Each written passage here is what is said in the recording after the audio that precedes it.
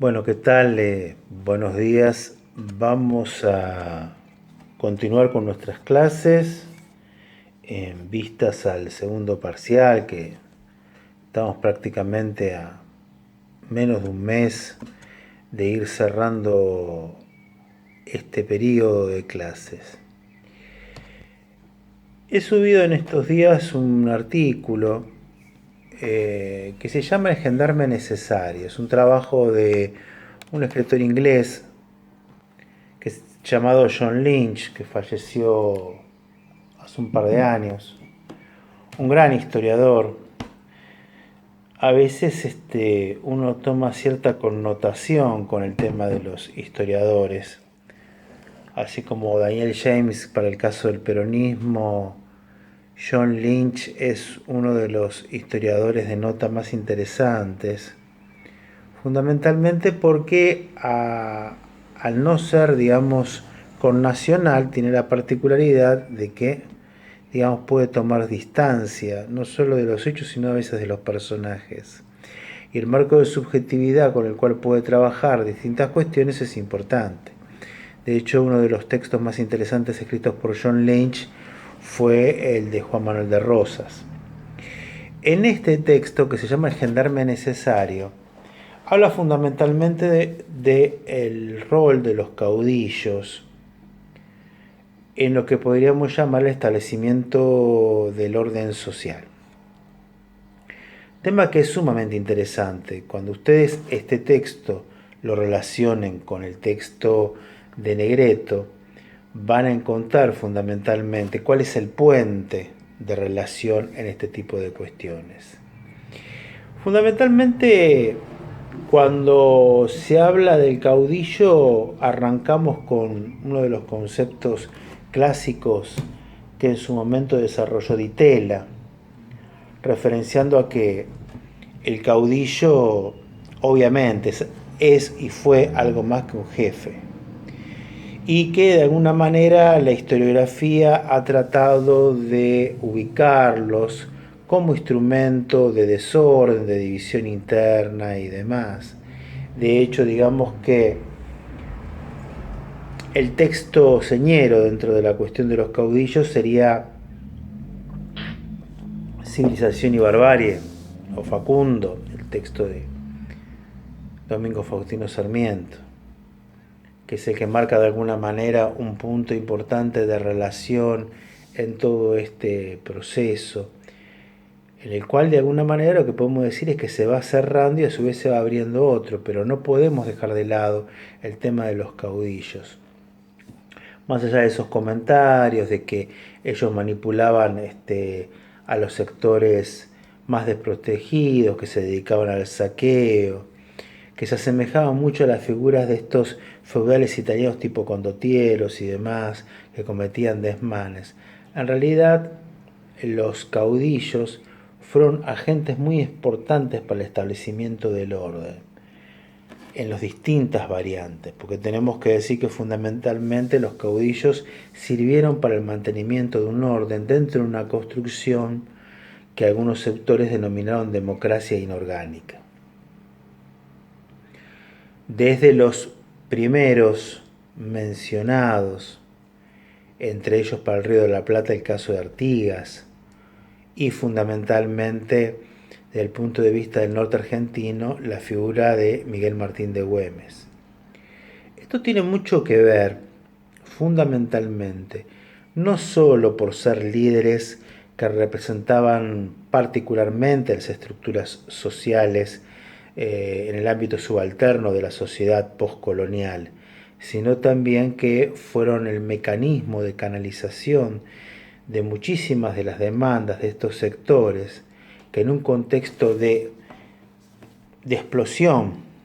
podríamos llegar a decir, producto de las guerras de la emancipación,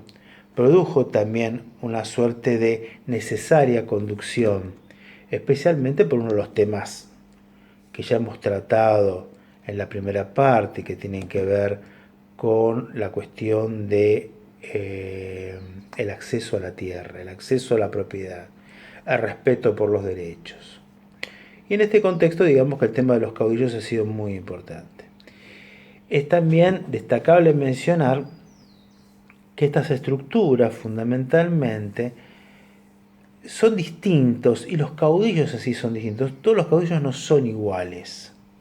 y cada caudillo tiene su particularidad, así como hay caudillos regionales, o hubo caudillos regionales, como Quiroga, como Güemes.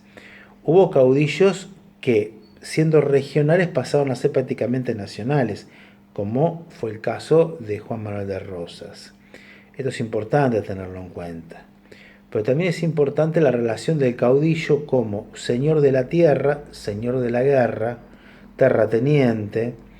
y que fundamentalmente va a tener una construcción bastante importante en lo que va a ser la relación de el segmento del campo, el peonaje, y todo lo que va a suscribir, digamos, todo ese contexto, o sea, el peón itinerante, podríamos llegar a decir, y la primera construcción de un precapitalismo en lo que es el paso del campesino a el estadio de peón rural, proletario, trabajador, por una suerte de salario o de mantenimiento dentro de la estructura de la tierra del patrón. Aparte de ser el padrino de sus hijos, el que le provee no solamente lo que necesita, sino también el que le va a construir generalmente esta idea de los derechos que le corresponde como tal. Pensaba, mientras realizaba esta lectura tan interesante de John Lynch, repito, El gendarme necesario, que tiene mucho que ver esto con la construcción del poder. Para ustedes que seguramente muchos han cursado la materia de teoría del Estado y demás, seguramente tuvieron acceso a lecturas como las de Bobbio, que es un analista bastante importante, ya fallecido dentro de la filosofía política. Y que, digamos, es importante mencionar que él traduce el análisis del poder y habla fundamentalmente de esta cuestión del poder económico, del poder de la ideología y del poder político. Y digamos que el caudillo de alguna manera conjugaba dentro de la construcción de las democracias inorgánicas estos tres elementos. Lo económico desde el punto de vista de ser señor de la tierra, el patrón de la estancia, el que estaba relacionado con el tema del saladero, de la exportación de los cueros, etc. Desde el punto de vista ideológico, lo que es la construcción de una determinada moral dentro del fenómeno de la época, ya tenga que ver con el tema de la defensa de la patria, de la libertad, o como en la época de Rosas, el tema de la lucha contra los impíos mencionados por los unitarios, y también la defensa fundamental de la religión. El tema de la religión, más allá de la lengua, y el tema de las costumbres, va a ser fundamental para el regambre de estos personajes.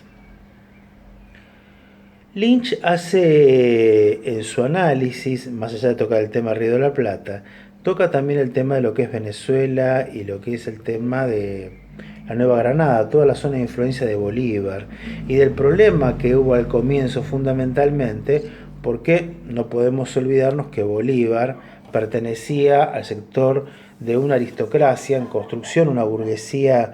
digamos, caraqueña, ellos pertenecían a las plantaciones y demás, y tenían un problema bastante serio con el temor que ellos tenían con respecto a lo que ellos mencionaban como la pardocracia, o sea, la posibilidad de que los sectores subalternos, que preferentemente eran negros y mulatos, tomaran el control del poder. Bolívar estaba de alguna manera muy atento y hasta en algún momento alarmado por lo que había sido los sucesos en Haití. Y digamos, lo que fue el traslado de estos movimientos, de estas líneas de pensamiento revolucionario hacia los sectores subalternos de esta suerte de pardocracia. Por eso también sus reiterados fracasos, fundamentalmente por no recurrir a los sectores subalternos. El tema era canalizar después los reclamos de esos sectores subalternos. La posibilidad de abolir la esclavitud, la posibilidad de ver si había algún remedio para el tema del acceso a la tierra, cosas que, así como no pasó prácticamente nada en esos sectores, en lo que podríamos llegar a decir un reparto equitativo de la riqueza, tampoco pasó en el Río de la Plata, porque tampoco le fue muy bien a Artigas en ese tipo de cuestiones, a pesar de que fue parte de su ideario político. Entonces digamos que en el caso de lo que es Nueva Granada, Bolívar también tuvo sus inconvenientes, los tuvo con Boves en su momento, con los denominados llaneros, que sería el símil gaucho nuestro, hombres del campo, en ese caso de las zonas de influencia, y después con Piar, que va a ser un líder caudillo pardo, que también va a ser todo un tema para Bolívar, hasta que lógicamente se los saca de la escena política. El tema del manejo de los sectores subalternos nos va a remitir necesariamente a este criterio que nosotros trabajamos oportunamente cuando hablamos de las revoluciones sociales fallidas y de esta cuestión de qué manera terminan triunfando las revoluciones burguesas y neutralizando de alguna manera la canalización introspectiva e insurgente de los sectores subalternos, mestizos, mulatos, pardos, etcétera, que podían reclamar un lugar en el marco del poder, aunque sea mínimamente reconocerles el acceso a la tierra y el acceso efectivo a los derechos. Todo un tema que, digamos, los caudillos van a saber canalizar particularmente. Y hay un punto de todo este análisis que hace John Lynch en este breve trabajo, y que se menciona un Rosas que no podría calificarse como un caudillo populista, fundamentalmente porque lo que Lynch analiza es que en realidad Rosas llega a un entendimiento, a una comprensión de cómo debe ser mandesco la conducción de estos sectores subalternos, con ese naides más que naide, hablamos el mismo lenguaje, tenemos las mismas formas, pero establecemos las reglas y el orden, algo que va a ser esencial en este contexto. Imagínense que esto más tardíamente va a ser reconocido por Juan Bautista Alberdi. Sin el establecimiento y el respeto por el orden, en esta suerte de restauración de las leyes, hubiese sido imposible llegar a 1853 sin Rosas, pero con la posibilidad de tener una constitución. Y dice lógicamente que no fue un caudillo populista, porque en realidad él nunca dejó de representar los intereses básicamente del sector de los terratenientes, comerciantes, de los saladeros, etc. Pero que supo comprender de alguna manera esta cuestión de, podríamos llamar, del manejo de las relaciones con los sectores subalternos, cosa que se va a manejar principalmente, no solo en la primera parte, pero más que nada en la segunda gestión de Rosas de 1835 hasta su caída en el año 1852. Recomiendo pormenorizadamente esta lectura. Nosotros vamos a hacer fuerte hincapié en la evaluación en el tema de los caudillos y en esta lectura y en puntos salientes de análisis de esta lectura. Así que bueno, cualquier cosa estoy a disposición para que hagan las consultas que ustedes consideren pertinentes sobre esta lectura de John Lynch que hemos incorporado y que vamos a profundizar en su análisis a partir de ahora y vinculada fundamentalmente con el texto de Negretto, porque vamos a empezar a hablar también de la problemática de las dictaduras en el siglo XIX, de la importancia de, digamos, el manejo del orden y de esta suerte de ver de qué forma dentro del esquema jurídico se le da un sentido a lo que es, digamos, el estado de excepción dentro de la construcción constitucional que va a empezar a desarrollarse desde mediados del siglo XIX.